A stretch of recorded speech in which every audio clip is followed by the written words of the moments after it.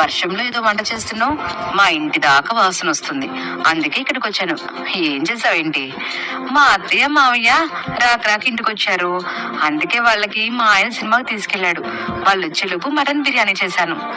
బ్రహ్మాండం. నువ్వు చేసిన వంట అయితే అసలు వంక కూడా పెట్టాల్సిన అవసరం లేదు. కూర్చో, వడ్డిస్తాను. తిని రుచి చూసి ఎలా ఉందో చెప్పాలి. ఇప్పుడేం వద్దులేనా మీక, ఊరికే ఇంటి వైపు వెళ్తూ పలకరిద్దామని వచ్చాను అంటూ కొద్దిసేపు మాట్లాడుకుని అక్కడి నుంచి వెళ్ళిపోతుంది శాంతి. శాంతి సరాసరి తన ఇంటికి వెళ్తుంది. ఇక శాంతి అత్తగారు కాంతమ్మ, ఏంటే ఉట్టి చేతులతో ఊపుకుంటూ వచ్చావు?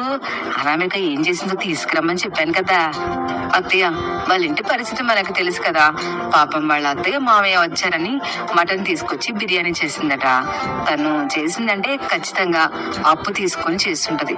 పాపం నిన్నాళ్ళకి వాళ్ళు తృప్తిగా భోజనం చేస్తారు కదా అని నేనేమీ తీసుకురాలేదు.